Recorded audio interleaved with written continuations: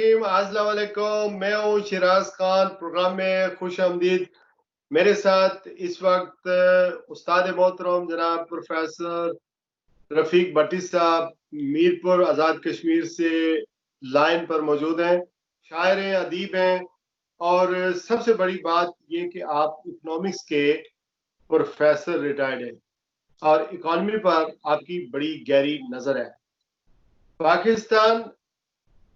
के अंदर जब से पीटीआई की हुकूमत 2018 में आई है, उसके बाद इमरान खान साहब को जो अपोजिशन है वो बहुत ताने देती है कि इमरान खान साहब ने पाकिस्तान की इकानमी का हुलिया बिगाड़ दिया है, और दावे और नारे तो बहुत किए थे, ना इनकी कोई तैयारी थी और इकॉनमी में इन्होंने कोई रिफॉर्म नहीं किया। इस प्रोग्राम के जरिए मैं ये भी आवाज उठाना चाह रहा हूँ, लेकिन मेरा सवाल ये है कि पाकिस्तान की इकॉनमी को 2018 से 2020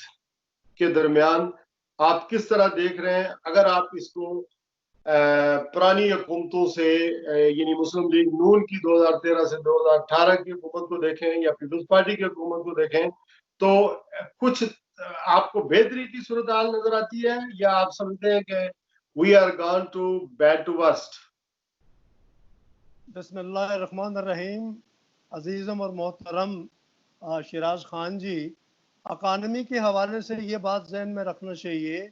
कि अकानमी की एक प्लानिंग होती है, एक शॉर्ट टर्म होती है, एक मीडियम टर्म होती है और एक तवील मुद्दती होती है। साबका हुकूमतों से मुराद यहाँ दो तरह की हुकूमतें हैं। एक तो वो हुकूमतें हैं कि जब यहाँ जिनके बारे में लोग कह रहे हैं ये आर्मी की हुकूमतें हैं, और एक वो हुकूमतें हैं जिनके बारे में ये कहा जाता है ये जमहूरी हुकूमतें हैं।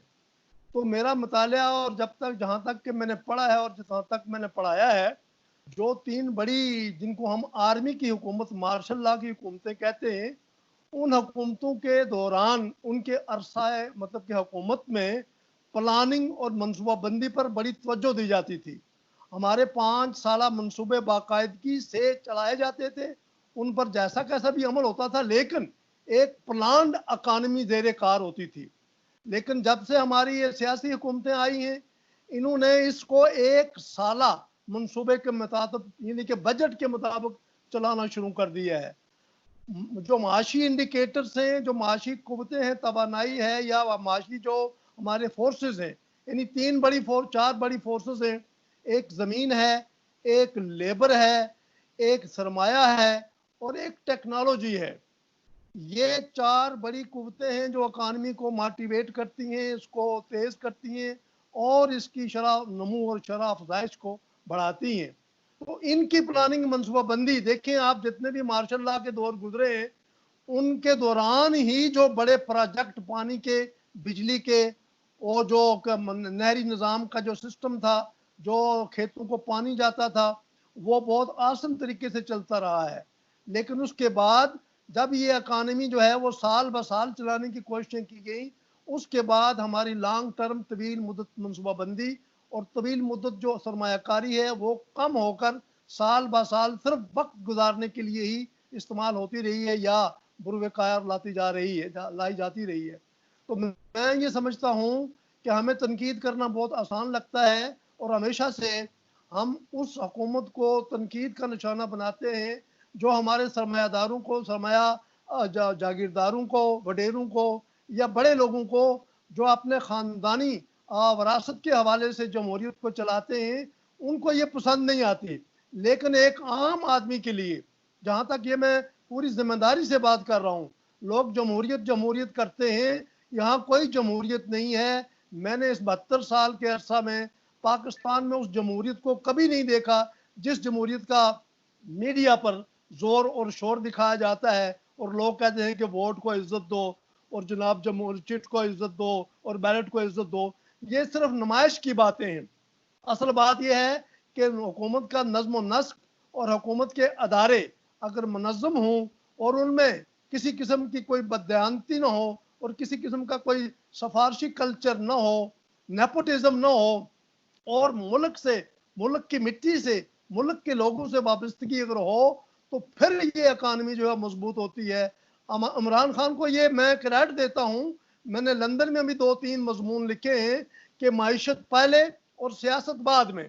जब तक हम मैशत के ज़ाविये दुरुस्त नहीं करते हैं, हम दुनिया के किसी मुल्क के साथ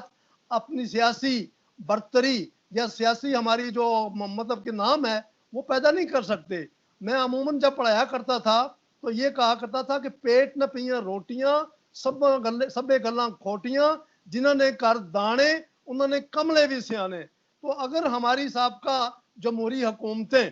बाकायदगी से प्लानिंग के तहत रिश्वत फ्री, यानी कि किसी किस्म की करप्शन के बगैर, किसी किस्म की किक बैक के बगैर, किसी किस्म के वो जो मतलब कि टोकन मनी जो हासिल की जाती है उसके बगैर अगर ये तवज्जो करते तो आज इमरान खान को ये लूली लंगड़ी सियासत और ये लूली लंगड़ी जमहूरियत उसके हिस्से में ना आती। तो ये एक पुराना केस है, ये एक पुरानी बीमारी है जिसको हम तनकीद तो कर सकते हैं और ये कहते हैं जी 2 साल हो गए इमरान खान ने कुछ नहीं किया। और भाई इमरान खान के पास कुछ होता था वो कुछ करता, ना खजाने में कुछ था,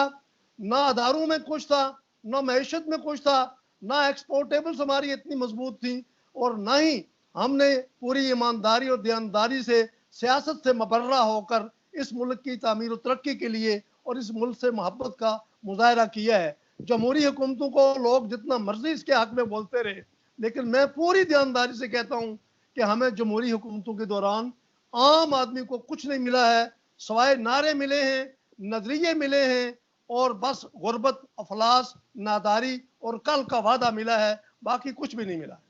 आप कह रहे हैं कि मैंने इतना कर्जा वापस कर दिया है, इकॉनमी के हालात ठीक हो गए हैं, ये साल मुश्किल था, अभी हम ठीक जा रहे हैं, तो ये सब नारे दावे हैं, फिर कुछ हो नहीं रहा है।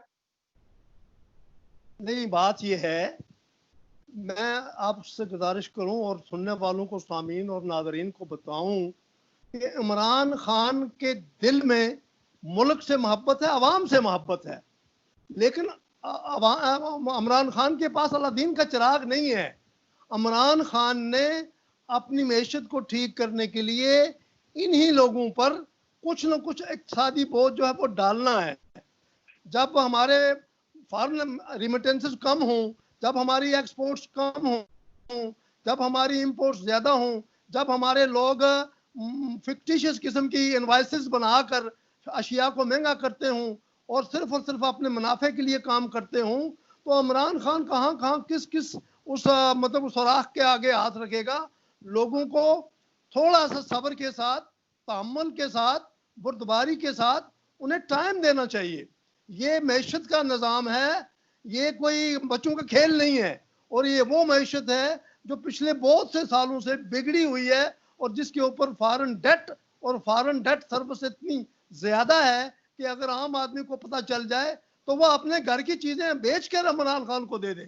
क्योंकि लोगों को पता नहीं है कि मैशत किस डगर पर है, मैशत किस अजाब में है, इस पर कितना फॉरेन डेट है, कितना इंटरनल डेट है, कितना सर्कुलर डेट है और कितने दीगर इसके ऊपर जिम्मेदारियां हैं या लाइबिलिटीज हैं। उनको चुकाना, साबका कर्जों को वापस करना, साबका कर्जों को नेक कर्जों में कन्वर्ट करना, ये बड़ा लंबा और बड़ा तवील मतलब मेहनत तलब और इसार तलब काम है, और इस पर थोड़ा सा लोगों को मजीद इसार करना चाहिए। अकानमी बहाल हो जाएगी, चूंकि अकानमी को बहाल करने वाला ड्राइवर बददियानत नहीं है,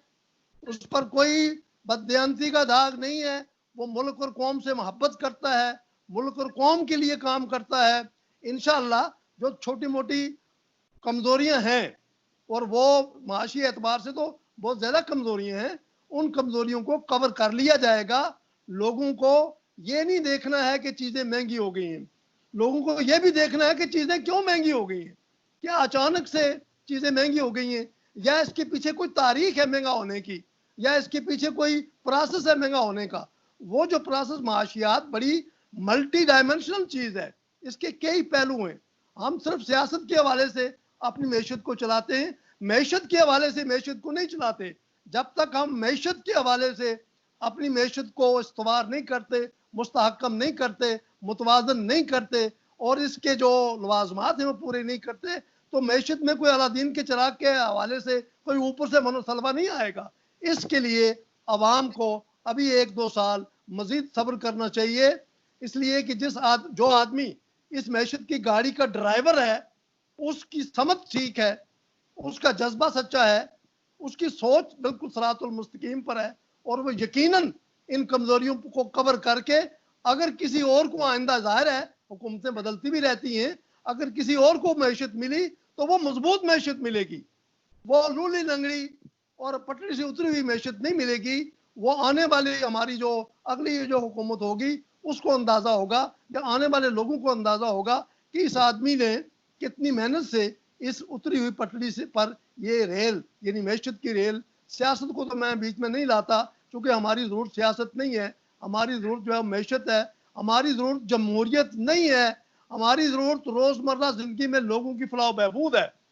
और जमहूरियत वाले तो सिर्फ नारा देते हैं, और अभी तक ना किसी को रोटी और कपड़ा नसीब हुआ है, और ना ही दूध की नहरें बही हैं, और ना ही जो है हम एशिया का टाइगर बन सके हैं। उधर का उधर ही है मामला। तो एक आदमी अगर सीधी समत में जा रहा है तो उसके लिए मजीद ताउन की जरूरत है।